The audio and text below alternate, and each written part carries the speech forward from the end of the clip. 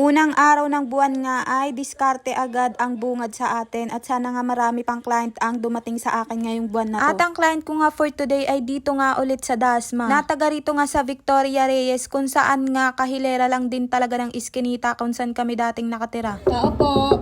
Tatlo nga ang client ko dito for today at puro nails ang ipapagawa nila. Syempre nga pagpunta ko rito inumpisahan ko na agad ang aking trabaho. Ito ang nails na pinagawa ng una kong client. Ito naman sa pangalawang client. Ito naman ang last sa tatlong client. Pagtapos ko sa client ko sa Victoria ay dumiretso naman ako dito sa Area D. Na paborito kong palengke kung saan nga madalas akong bumili ng ulam nung nandito pa nga kami sa Dasma. Dito nga ako bumili ng itlog kasi nga mura talaga ang itlog dito tapos malaki pa. Pumunta nga rin ako dito sa binibilhan ko ng longganisa kasi nga sarap na sarap talaga ako dito sa longganisa nila. Hindi ko nga kasama pumunta ng palengke ang aking asawa pero nandito din naman siya sa Dasma. Nandun nga siya sa bahay ng tropa niya kasi nga miss na daw nila ang isa't isa. Leche.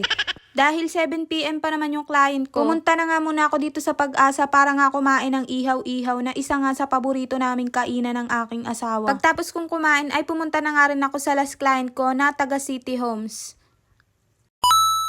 At eto nga ang pinagawa ng last client natin for today. Pagtapos ko sa last client ko ay dumiretso na nga rin ako sa aking asawa na nasa Dexterville sa bahay ng tropa niya. At dahil nagsashot pa nga sila ay inantay ko na nga lang silang matapos kasi patapos naman na din daw sila. Binigyan nga ako ng chocolate netong ninong ng anak ko para nga daw may kinakain ako habang naghihintay ako. Wow! Pero syempre itong chocolate na to ay mapupunta lang din talaga sa mga anak ko pero maraming salamat. Dagdag pasalubong din to. Chares.